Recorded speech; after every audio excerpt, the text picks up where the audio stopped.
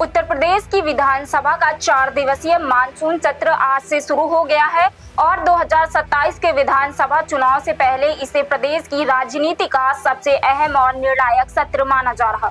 सरकार और विपक्ष दोनों इस सत्र को अपनी राजनीतिक ताकत दिखाने के बड़े मंच के रूप में देख रहे हैं। मुख्यमंत्री योगी आदित्यनाथ के नेतृत्व वाली बीजेपी सरकार एक तरफ अपने 9.5 वर्षों के कार्यकाल की उपलब्धियों, विकास कार्यों, कानून व्यवस्था, निवेश, इंफ्रास्ट्रक्चर और जन कल्याणकारी योजनाओं का रिपोर्ट कार्ड सदन में पेश करने की तैयारी में है। वहीं दूसरी ओर समाजवादी पार्टी और कांग्रेस सरकार को घेरने के लिए पूरी रणनीति के साथ मैदान में उतर चुकी है।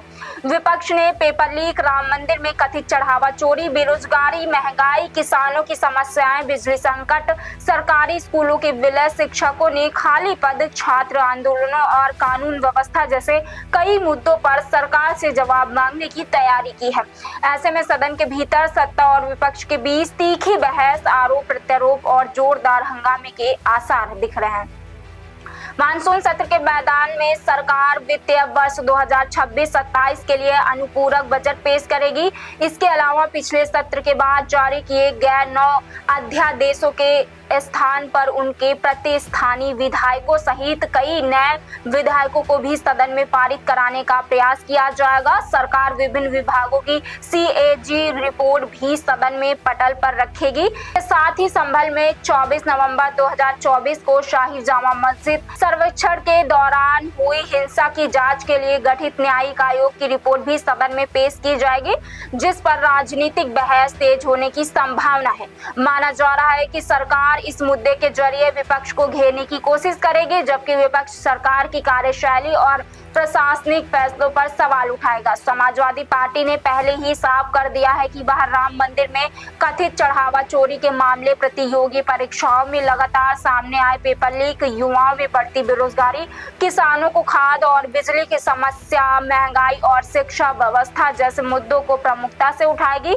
विपक्ष का आरोप है कि प्रदेश में छात्रों और युवाओं का भविष्य लगातार संकट में है, जबकि सरकार केवल बड़े बड़े दावे कर रही है। विपक्ष के नेता माता प्रसाद पांडे ने कहा कि किसानों, बेरोजगार युवाओं, बिजली संकट और शिक्षा से जुड़े सभी मुद्दों को सदन में मजबूती से उठाया जाएगा। वहीं सपा विधायक अताउर रहमान ने आरोप लगाया है कि सरकार जनता के वास्तविक मुद्दों से ध्यान भटकाने की कोशिश कर रही है और इसी वजह से सत्र को केवल 4 दिनों तक सीमित रखा गया है।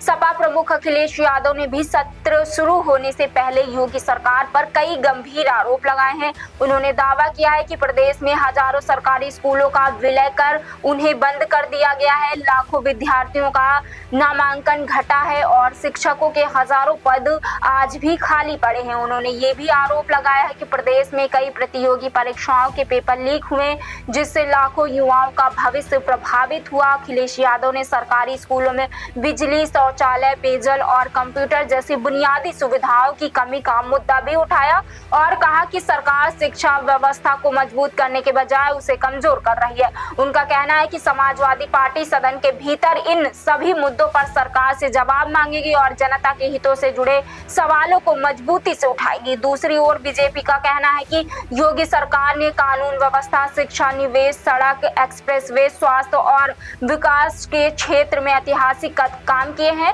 पार्टी के नेताओं का कहना है कि विपक्ष केवल राजनीतिक लाभ के लिए आरोप लगा रहा है, जबकि सरकार तथ्यों के साथ हर सवाल का जवाब देने के लिए पूरी तरह तैयार है। बीजेपी यह भी दावा कर रही है कि 2017 से पहले और वर्तमान सरकार के कार्यकाल की तुलना सदन में रखी जाएगी, ताकि जनता के सामने विकास और सुशासन की वास्तविक तस्वीर प्रस्तुत की जा सके।